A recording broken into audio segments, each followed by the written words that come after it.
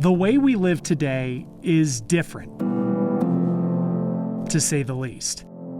Our houses aren't just homes. They're our offices and classrooms. The tide is changing again. Where we live is also changing day by day. We overcome. We always have. This week, we talk about housing. We're still here. We're still standing.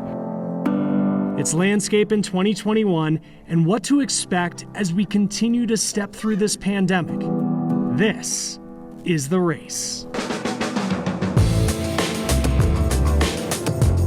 Welcome to The Race. I'm Chris Stewart. This pandemic has felt restricting for so many of us, but for others, it's opened the doors to a freedom they did not have before. It's a freedom that has been bringing people to places like here in Boise, Idaho, because no longer does your professional life have to control so much of your personal one.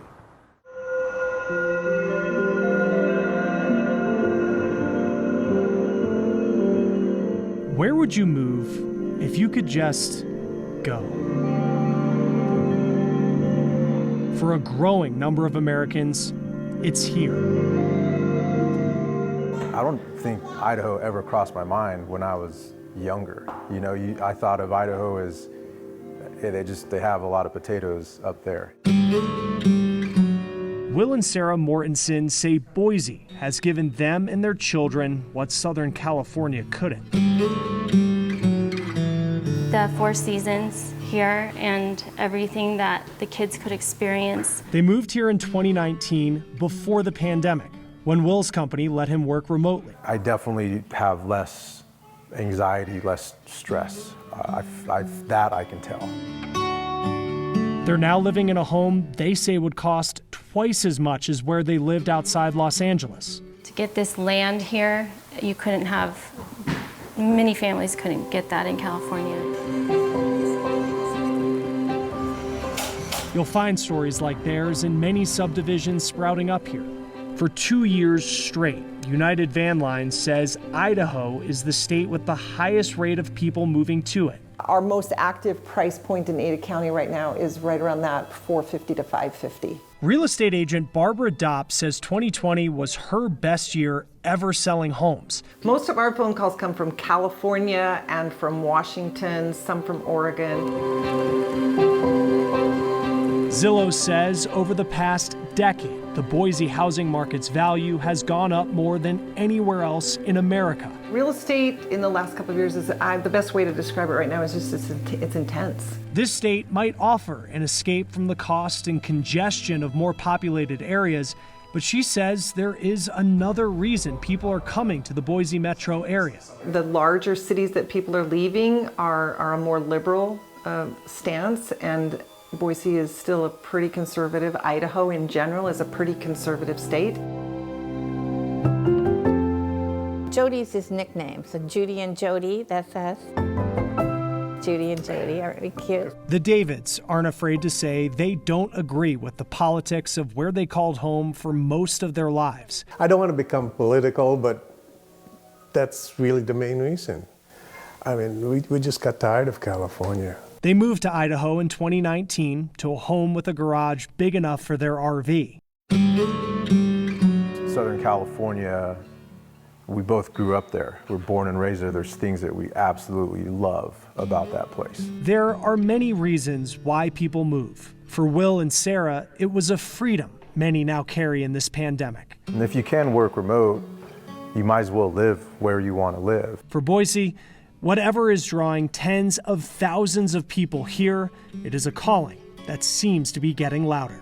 Now I realize this isn't a hidden gem anymore. Like the secret's out, and this place is thriving and booming.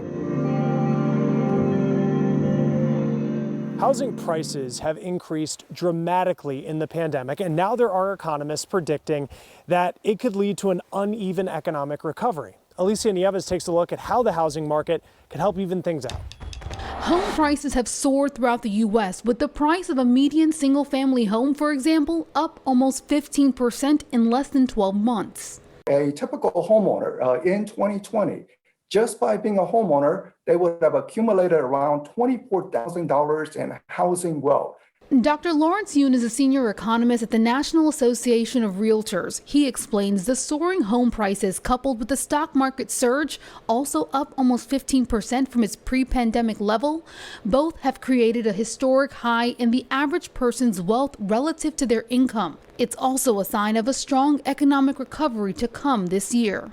The average American in 2020, believe it or not, in the midst of a recession, have higher income than pre-pandemic conditions. That is, the average American still working with a home and or invested in the markets. We know at least 9 million Americans are still unemployed.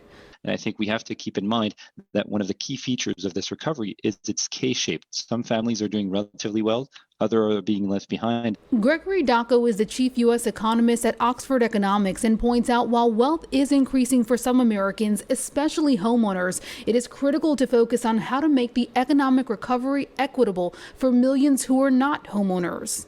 And I think we have to attend to those that are being left behind with additional support and ongoing support. Dacco believes Congress's next stimulus package should be keenly targeted to this group for a more equitable recovery, while Dr. Yoon believes federal action to continue growth in the housing market trend could also help those currently not benefiting from the trend.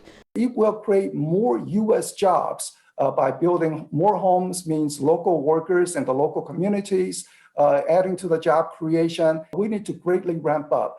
And way to ramp up is things like able to bring Canadian lumber so that material costs are manageable for builders. A shortage of materials like lumber has caused prices to skyrocket and slow the pace of home building. This week, the biggest U.S. Home Builders Association began urging the Biden administration to reduce import tariffs on Canadian lumber as a way to increase the pace of home building and create hundreds of thousands of jobs around the country.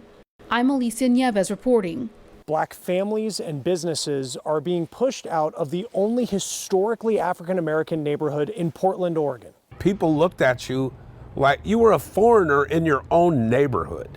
How the people who grew up there are returning to revive its culture when the race continues.